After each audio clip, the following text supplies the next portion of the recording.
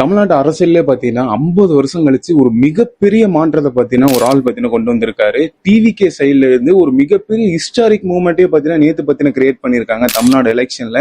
So நம்ம எல்லாம் என்ன நினைச்சிட்டு இருப்போம், விஜய் அவர்கள் பாத்தீங்கன்னா சிஎம் ஆயிட்டாங்க அப்படின்னு சொல்லி நினைச்சிட்டு இருப்போம்.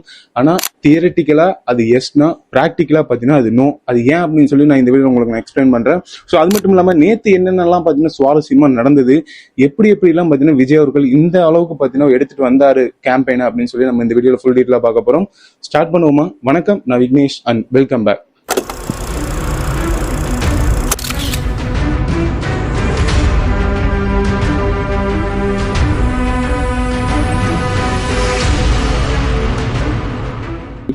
ஏப்ரல் 23 பாத்தீங்கன்னா தமிழ்நாடோட எலெக்ஷன் பத்தி நடந்தது. அது மட்டும் இல்லாம அது கூட சேர்ந்து மிச்சம் 5 மாநிலங்களையும் பாத்தீங்கன்னா எலெக்ஷன் நடந்தது. சோ அந்த எலெக்ஷனுக்கு முன்னாடி பிரச்சாரம் பண்ணும்போது டிவிக்கு எல்லாம் ஒரு 10 சீட்டுக்கு மேல போறதே பெருசுப்பா, கூத்தாடி கட்சிக்கு எல்லாம் யாரு ஓட்டு போடுவான், கூட்டம் பாத்தீங்கன்னா ஓட்டா மாறாதுன்னு சொல்லி எக்கச்சக்க விமர்சனம் பாத்தீங்கன்னா டிவிக்கே மேல. சோ எல்லாரும் ஆளுங்கட்சியை தான் பாத்தீங்கன்னா எதிர்த்து பாத்தீங்கன்னா பிரச்சாரம் பண்ணுவாங்க. ஆனா இந்த எலெக்ஷன்ல அப்படியே ஆப்போசிட்டா எல்லாரும் டிவிகே அப்படிங்கிற இந்த ஒரு கட்சியை பாத்தீங்கன்னா எல்லாரும் எடுத்து பாத்தீங்கன்னா பிரச்சாரம் பண்ணாங்க. அது பாத்தீங்கன்னா உண்மை, நம்ம நம்பிதான் ஆகணும். சோ அப்படிப்பட்ட டிவிகே நேத்து என்ன பண்ணிருக்காங்கன்னா கிட்டத்தட்ட 34% ஓட்டை பாத்தீங்கன்னா கேரி பண்ணிருக்காங்க. வந்த ஃபர்ஸ்ட் எலெக்ஷன்லயே கிட்டத்தட்ட 108 சீட்ஸ் பாத்தீங்கன்னா டிவிகே பாத்தீங்கன்னா வின் பண்ணி வச்சிருக்காங்க. சோ அது மட்டும் இல்லாம நேத்து பாத்தீங்கன்னா காலையில 8 மணிக்கு எலெக்ஷன் ஓட்ஸ் பாத்தீங்கன்னா என்ன ஆரம்பிச்சாங்க. கிட்டத்தட்ட 62 சென்டர்ல ஆல்ரெடி பாத்தீங்கன்னா வீடியோ போட்டிருப்போம். சோ அப்படிப்பட்ட 8 மணிக்கு பாத்தீங்கன்னா தபால் வாக்குகள் பாத்தீங்கன்னா ஃபர்ஸ்ட் என்ன ஆரம்பிச்சாங்க. அதுல பாத்தீங்கன்னா டிஎம்கே பாத்தீங்கன்னா லீடிங் ஆயிட்டே தான் இருந்தாங்க. செகண்ட் பாத்தீங்கன்னா ஏடிஎம்கே, தேர்டு பாத்தீங்கன்னா டிவிகே. கிட்டத்தட்ட ஒரு 2 தொகுதி கிட்ட தான் தபால் வாக்குல முன்னிலையில் இருந்தாங்க. சோ அந்த 2 தொகுதியும் பெரம்பூர், திருச்சி கிழக்குன்னு சொல்லி விஜய் அவர்கள் நிற்கக்கூடிய தொகுதியா தான் இருந்தது. சோ 8:30 மணிக்கு மேலதான் பாத்தீங்கன்னா இந்த இவிஎம் அப்படிங்கிற அந்த மிஷினையே பாத்தீங்கன்னா எடுத்தாங்க.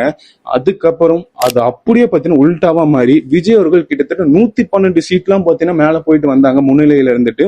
சோ அப்படிப்பட்ட அந்த 102 சீட்ஸ் பாத்தீங்கன்னா குறிப்பிட்ட ஒரு தொகுதியில தான் இருந்துச்சா, குறிப்பிட்ட ஒரு இடத்துல தான் இருந்துச்சான்னு சொல்லி பாத்தீங்கன்னா கிடையாது. இப்ப நம்ம டிஎம்கே எடுத்துட்டோம்னா சென்னை பாத்தீங்கன்னா அவங்களோட கோட்டை அப்படின்னு சொல்லி சொல்லப்படும்.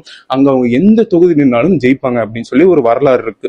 சோ ஏடிஎம்கே எடுத்தோம் பாத்தீங்கன்னா கொங்கு மண்டலம், அதாவது கோவை, ஈரோடு, திருப்பூர் அப்படிங்கிற இந்த சரௌண்டிங்ல எங்க நின்னாலும் அதிகபட்ச மெஜாரிட்டியா பாத்தீங்கன்னா ஏடிஎம்கே தான் ஜெயிப்பாங்க அப்படின்னு சொல்லி ஒரு தியரி இருக்கு. சோ அதெல்லாம் அடிச்சு நொறுக்கிற விதமா டிவிக்கு பாத்தீங்கன்னா 34% ஓட்டு ஒரு செட் ஆஃப் சைட்ல இருந்து மட்டும் எடுக்க கிடையாது, சுத்தியும் எல்லா தமிழ்நாடு சைட்ல இருந்து பாத்தீங்கன்னா எடுத்துக்கிறாங்க. அதுல முக்கியமான அடி வாங்கினது தான் எதுன்னா டிஎம்கே கோட்டை அப்படின்னு சொல்லிட்டு இருக்கிற இந்த சென்னையில தான் கிட்டத்தட்ட 16 சட்டமன்ற தொகுதி இருக்குது. 16 தொகுதியிலும் பாத்தீங்கன்னா டிவிகே பாத்தீங்கன்னா முன்னிலை வச்சுட்டு இருந்தாங்க காலையில.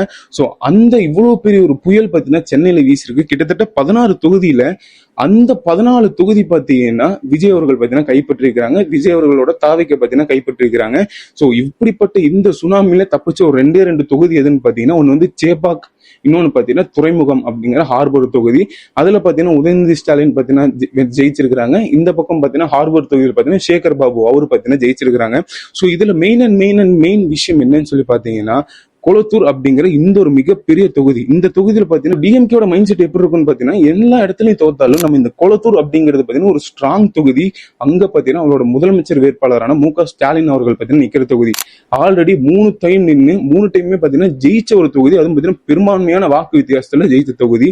சோ யாருமே நினைச்சு பார்க்க முடியாம ஒரு விஷயம் பாத்தீங்கன்னா நேத்து மு.க. ஸ்டாலின் அவர்களை கிட்டத்தட்ட 8000 வாக்கு வித்தியாசத்துல பாத்தீங்கன்னா டிவிகேவை சேர்ந்த வி.எஸ். பாபு அப்படிங்கிறவர் கிட்டத்தட்ட 8000 வாக்கு வித்தியாசத்துல கொளத்தூர்லயே பாத்தீங்கன்னா ஸ்டாலின் அவர்களை பாத்தீங்கன்னா தோக்கடிச்சிருக்காங்க.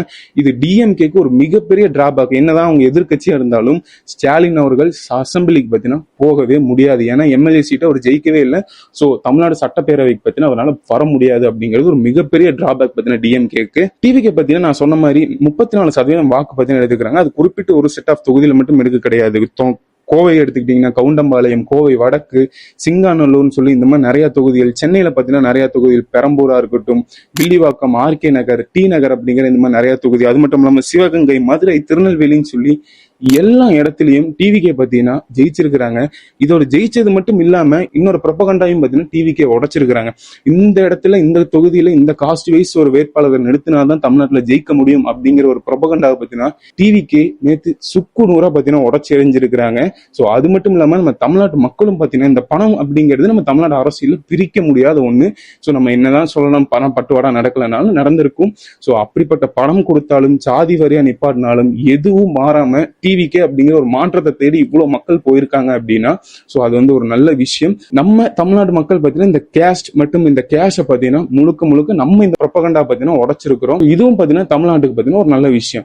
இதெல்லாம் முடிச்சதுக்கு அப்புறம் விஜய் அவர்கள் பாத்தீங்கன்னா இன்னொரு மிகப்பெரிய ஒரு ஹிஸ்டரியாரிக் மூமெண்ட்டையும் பாத்தீங்கன்னா கிரியேட் பண்ணியிருக்காரு. சோ நம்ம இந்த தமிழ்நாட்டு வரலாற்றில எல்லாரும் பாத்தீங்கன்னா 2 தொகுதியில் நின்று இருக்காங்க அதிகபட்ச பேர். சோ ஆனா அதுல ஜெயிச்ச பாத்தீங்கன்னா சொப்பமான ஆளுகள். அதுவும் பாத்தீங்கன்னா 2 பேரும் பாத்தீங்கன்னா சினிமால இருந்து வந்தவங்க தான். ஒன்னு பாத்தீங்கன்னா எம்ஜிஆர் அவர்கள் 1984 எலெக்ஷன்ல பாத்தீங்கன்னா ஆண்டிப்பட்டி அண்ட் மதுரை வெஸ்ட்ல பாத்தீங்கன்னா நின்னாரு. ஆனா 2 தொகுதியிலுமே பாத்தீங்கன்னா அவர் ஜெயிச்சாரு. அதுவும் அமெரிக்கால இருந்துட்டு பெட்லயே பாத்தீங்கன்னா வின் பண்ண ஒரு எலெக்ஷன் சொல்லுவாங்கல்ல, இந்த எலெக்ஷன்ல தான் பாத்தீங்கன்னா அவர் ஜெயிச்சாரு. சோ அதுக்கப்புறம் ஜெயலலிதா அவர்கள் 1991 பர்கூர் அண்ட் காங்கயம் அப்படிங்கிற இந்த 2 தொகுதியில பாத்தீங்கன்னா அவங்க ஜெயிச்சாங்க. சோ அந்த வரிசையில லாஸ்ட் 2026 எலெக்ஷன்ல சி ஜோசப் விஜய் அப்படின்னு இந்த ஒரு பேரையும் பாத்தீங்கன்னா விஜய் அவர்கள் பாத்தீங்கன்னா பதிச்சிருக்காங்க. ஒன்னு பாத்தீங்கன்னா பெரம்பூர், இன்னொரு பாத்தீங்கன்னா திருச்சி கிழக்கு. சோ இதுக்கு 2த்துக்கும் பாத்தீங்கன்னா வித்தியாசமே கிட்டத்தட்ட 38,000 வாக்குகள், திருச்சி கிழக்குல பாத்தீங்கன்னா கிட்டத்தட்ட 26,000 வாக்கு வித்தியாசத்துல பாத்தீங்கன்னா ஜெயிச்சிருக்காங்க. சோ இதெல்லாம் பாத்தீங்கன்னா சில கட்சியோட முழு வாக்குகளே பாத்தீங்கன்னா இவ்வளவுதான். சோ இவ்வளவு டிஃபரன்ஸ் வச்சு விஜய் அவர்கள் பாத்தீங்கன்னா 2 தொகுதியிலும் ஜெயிச்சு அவங்களோட 3ஆவதா பாத்தீங்கன்னா இந்த பேரையும் கொண்டு போய் அவர் அங்க பதிச்சிருக்கிறாரு. ஓகே டன், விஜய் அவர்கள் இது எல்லாமே பாத்தீங்கன்னா முடிச்சு பாத்தீங்கன்னா நிறைய பேர் பாத்தீங்கன்னா வாழ்த்துனாங்க, எல்லாருமே பண்ணாங்க. Okay right. ஆனா 108 தொகுதி தான் பாத்தீங்கன்னா ஜெயிச்சாங்க. இந்த எலெக்ஷன்ல யாருக்கும் மெஜாரிட்டி அப்படிங்கிறது ஒண்ணு கிடைக்கல. அது என்ன மெஜாரிட்டி அப்படின்னா, நம்ம தமிழ்நாட்டுல 234 தொகுதி இருக்கு. அதுல ஆஃப் த போர்சன் சீட்ஸ் பாத்தீங்கன்னா நீங்க ஜெயிச்சீங்கன்னா தனிப்பார்மையா பாத்தீங்கன்னா நீங்க போய் ஆட்சி அமைச்சுக்கலாம். அதாவது 118 சீட் பாத்தீங்கன்னா ஜெயிக்கணும். அது தமிழ்நாட்டுல எந்த கட்சியும் பாத்தீங்கன்னா இந்த எலெக்ஷன்ல ஜெயிக்க கிடையாது. சோ நம்ம என்னதான் தியரிட்டிக்கலா விஜய் அவர்கள் பாத்தீங்கன்னா வின் ஆயிட்டா அப்படின்னு சொன்னாலும் பிராக்டிகலா பாத்தீங்கன்னா இன்னும் வின் கிடையாது அப்படின்னு தான் நம்ம சொல்லி ஆகணும். சோ இப்ப விஜய் அவர்களுக்கு தேவைப்படுறது கிட்டத்தட்ட ஒரு 10 சீட். அதுக்கு பாத்தீங்கன்னா இன்னொரு வேற கட்சியில இருக்கிற கூட்டணியில இருக்கிற கட்சி பாத்தீங்கன்னா விஜய் அவர்களுக்கு பாத்தீங்கன்னா உதவும்.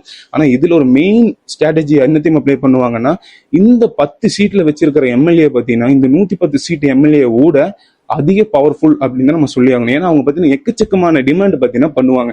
எனக்கு பாத்தீங்கன்னா மினிஸ்ட்ரி கொடுங்க, இல்லைன்னா ஆஃப் த போர்ஷன் நம்ம பாத்தீங்கன்னா ஆட்சி பண்ணிக்கலாம், 2 வருஷம் நீங்க 2 வருஷம் நாங்க அப்படின்னு சொல்லி ஆட்சி பண்ணிக்கலாம்னு சொல்லி எக்கச்சக்கமான டிமாண்ட் பாத்தீங்கன்னா கொடுக்கலாம். ஆனா விஜய் அவர்கள் பாத்தீங்கன்னா அது ஒத்துக்கிட்டு தான் ஆகணும். ஒத்துக்கிட்டா தான் பாத்தீங்கன்னா இங்க ஆட்சி அமைக்க முடியும். சோ இதுல விஜய் அவர்கள் என்னதான் ஜெயிச்சாலும் இருக்கலே மிகப்பெரிய ஒரு டிராபேக் என்னன்னா, விஜய் அவர்களால தன்னிச்சையா எந்த முடிவும் பாத்தீங்கன்னா எடுக்க முடியாது. இப்ப நம்ம ஒரு நல்லதே பண்ணணும் அப்படின்னு நினைச்சாலும், ஒரு திட்டம் வரணும்னா நம்ம பாத்தீங்கன்னா எடுத்துக்கலாம். நீங்க 112 சீட்டு வச்சிருந்தீங்கன்னா நீங்களா பாத்தீங்கன்னா சைன் போட்டுக்கலாம், பண்ணிக்கலாம், யாருன்னு கேட்கணும்னு அவசியம் கிடையாது. சோ இதே கூட்டணி அப்படின்னா கூட்டணி கிட்ட கேட்டு விசாரிக்கணும். சோ அவங்க இதுல வேண்டாம் அதுல வேண்டாம்னா நம்ம அதை பாத்தீங்கன்னா ஒத்து போய் தான் ஆகணும். சோ இது ஒரு மிகப்பெரிய டிராபேக் பாத்தீங்கன்னா விஜய் அவர்களுக்கு பாத்தீங்கன்னா இருக்குது. சோ இந்த கூட்டணி பேச்சுவார்த்தைக்காக இன்னைக்கு பாத்தீங்கன்னா டிவிகேல ஜெயிச்ச எல்லா எம்எல்ஏக்களையும் அங்க பனையூருக்கு பாத்தீங்கன்னா விஜய் அவர்கள் வந்து எல்லாத்து கூடயும் சேர்ந்து ஒரு மீட்டிங் வைக்கிறதா பாத்தீங்கன்னா அனௌன்ஸ் பண்ணிருக்காங்க. சோ இந்த ஒரு வாரம் பாத்தீங்கன்னா கொஞ்சம் இழுபறியா தான் போகும். யாரு கூட்டணி சேர்றா, யாரு வெளியே போறா, யாரு உள்ள வரா அப்படிங்கிறது ஒரு மாதிரி பாத்தீங்கன்னா போய்கிட்டே தான் இருக்கும். சோ இந்த கூட்டணிக்கு யார் வருவான்னு சொல்லி நிறைய பேர் பேசிக்கிறாங்கன்னா, சில சைடு பாத்தீங்கன்னா காங்கிரஸ், பாமக அப்படின்னு சொல்லி பேசிக்கிறாங்க. சோ நம்ம அப்படியே நம்ம பார்த்தாலும் காங்கிரஸ் கிட்ட 5 சீட்டு தான் இருக்கு, பாமக கிட்ட 4 சீட்டு தான் இருக்கு, இன்னும் பாத்தீங்கன்னா ஒரு சீட்டு தேவைப்படுது. சோ எனக்கு ஒரு தோணுது என்னன்னு பாத்தீங்கன்னா, இது பாத்தீங்கன்னா என்னோட ஒரு அசியூம், மேபி ஏடிஎம்கேல இருந்து ஒரு செட் ஆஃப் 10 பீப்புள் பாத்தீங்கன்னா வெளியே வரலாம் அப்படிங்கிற மாதிரி என்னோட ஒரு தாட். ஏன்னா அரசியலுங்கிறது எப்ப வேணா எப்படி வேணா மாறும். ஏன்னா ஏடிஎம்கே அப்படின்னு சொல்றேன்னா, ஏடிஎம்கே பாத்தீங்கன்னா தேர்ட் கட்சி. அவங்க பாத்தீங்கன்னா அந்த சீட்டு வச்சாலும் அவங்களுக்கு பாத்தீங்கன்னா பெரிய ஒரு பவர்லாம் இருக்காது. சோ அதே இந்த 10 பேர் இங்க விஜய் அவர்களோட சேர்ந்தா அவங்க பாத்தீங்கன்னா மினிஸ்ட்ரியில கூட உட்கார்றக்கூடிய பவர் பாத்தீங்கன்னா அவங்களுக்கு இருக்கும். சோ நான் அந்த ஒரு ப்ரொபண்டால தான் பாத்தீங்கன்னா நான் சொல்றேன் இதுதான் நடக்கும் அப்படின்னு சொல்ல கிடையாது, நான் ஒரு அசியூம் பண்றேன் மேபி இப்படி இருக்கலாம் அப்படிங்கிறது. கடைசியில் நம்ம இந்த எக்ஸிட் போல் அப்படிங்கிற இந்த ஒரு விஷயம் பாத்தீங்கன்னா, எக்ஸிட் போல் எல்லாம் தூசா பாத்தீங்கன்னா நொறுக்கி எடுத்துட்டாங்கன்னு சொல்ல முடியும். மெஜாரிட்டி எக்ஸிட் போல் பாத்தீங்கன்னா டிஎம்கே தான் ஜெயிப்பாங்கன்னு சொல்லப்பட்டுச்சு. அதெல்லாம் பாத்தீங்கன்னா தூக்கி எரிஞ்சு இந்த விஜய் அப்படிங்கிற இந்த சுனாமியில மாட்டி அந்த எக்ஸிட் போல்லாம் தண்ணியோட தனியா பாத்தீங்கன்னா முழுங்கிச்சுன்னு சொல்ல முடியும். இதுல ஒரு மெயினான ஒரு 2 எக்ஸிட் போல் ஜெயிச்சது யாருன்னு பாத்தீங்கன்னா ஆக்சிஸ் மை இந்தியா. அவங்க மட்டும்தான் டிவிகே ஜெயிப்பாங்க அப்படின்னு சொல்லி சொல்லப்பட்டது. அதுவும் தனிப்பெரும்பான்மையோட ஜெயிப்பாங்கன்னு சொல்லப்பட்டுச்சு. மேபி அது பாத்தீங்கன்னா மிஸ் ஆயிடுச்சு. ஆனாலும் பாத்தீங்கன்னா அவங்க ஜெயிச்சிருக்காங்க. செகண்ட் பாத்தீங்கன்னா காணக்கியா அப்படிங்கிறது ஹங் அசம்பிளி வந்துடும் அப்படின்னு. சோ இது பாத்தீங்கன்னா அக்யூரேட்டா பாத்தீங்கன்னா ப்ரெடிக்ட் பண்ணிருக்காங்க. சோ ஹங் அசம்பிளி தான் தமிழ்நாட்டுல பாத்தீங்கன்னா வந்திருக்குது. சோ நீங்க என்ன நினைக்கிறீங்க? இவ்வளவு விஷயம் பாத்தீங்கன்னா நடந்திருக்கு, நீங்க இந்த கட்சி கூட கூட்டணி வச்சா நல்லா இருக்கும், விஜய் அவர்கள் பாத்தீங்கன்னா இது பிளஸ், அவங்க வந்தா அது பிளஸ் அப்படின்னு சொல்லி நீங்க என்ன நினைக்கிறீங்கன்னு சொல்லி மறக்காம கீழே கமெண்ட் பண்ணுங்க. சோ அடுத்து இதே மாதிரி இன்னொரு நல்ல வீடியோல உங்களை சந்திக்கிறேன். Until then, bye from Vignesh. Bye.